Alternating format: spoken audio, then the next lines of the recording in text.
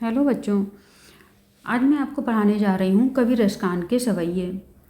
कवि रसखान इनका रियल नाम, वास्तविक नाम सैयद इब्राहिम था और इन्होंने कृष्ण भक्ति में लीन होकर बहुत सी कृष्ण की रचनाएं करी। ये इनकी बहुत सी फेमस रचनाएं हुई हैं, जैसे प्रेम वाटिका और रसखान, वो रचनावली इनकी फेमस रचनाएं हैं। इन्होंने कृष्ण की हर चीज़, हर एक वस्तु पे लेके रचनाएं की हैं। ये कृष्ण में बहुत ज़्यादा ही लीन हो चुके थे। अब ये कृष्ण भगवान से कह रहे हैं, ये अपने मन की बात बता रहे हैं। ये कह रहे हैं कि अगर मेरी मृत्यु हो जाए और मुझको जन्म मिले तो मुझे क्या क्या जन्म मिले और कहाँ कहाँ मिले।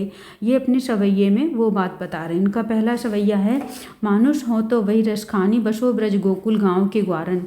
वो कृष्ण भगवान से कहते हैं कि अगर मुझे मानुष हो, मतलब मनुष्य का जीवन मिले, मानुष मतलब मनुष्य, अगर मुझे मनुष्य का जीवन मिले तो कहाँ पर मिले, बसो ब्रज गोकुल गांव के ग्वारन। मैं कृष्ण भगवान के गांव गोकुल में जाकर उनके गांव वालों के साथ रहूं, ऐसा मुझे जीवन मिले।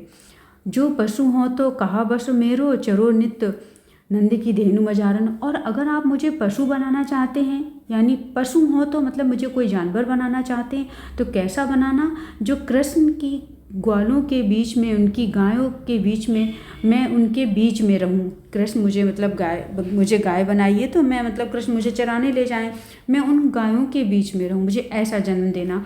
पावन हो तो वहीं गिरी की जो कियो, हर क्षेत्र पुरंदर धारण। और अगर मुझको पत्थर बनाना चाहते हैं तो मुझे ऐसा पत्थर बनाना, पावन हो अगर पत्थर बनाना चाहते हैं, फिर गिरी मतलब ऐसा पहाड़ बनाना, ऐसा बनाना जो कृष्ण जी ने अपनी उंगली पे उठाया था। हरिचित पुरंदर, जब इंद्र का प्रकोप हुआ था, भारी वर्षा हुई थी, तो उन्होंने अपनी उंगली पे उठाया था और सबकी रक्षा की थी। ऐसा पर्वत बनाना जो उन्होंने अपनी उंगली पे उठाया था, वो वाला। जो खग हों सो बसेरो करो, मिली कलंदी कूल कदम की डालन। और अगर आप मुझे पक्षी बनाना चाहते हैं तो कैसा पक्षी बनाना, ऐसा पक्षी बनाना जो यमुना के किनारे जो कदम का पेड़ है उस पे जो पक्षी बैठते हैं, वहाँ पे मेरा घोंसला करना, वहाँ पे मैं रहूँ।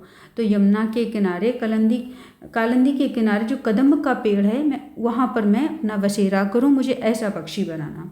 ओके बच्चों, समझ में आया? मैं दूसरा पैराग्राफ अभी पढ़ाती हूँ। Thank you.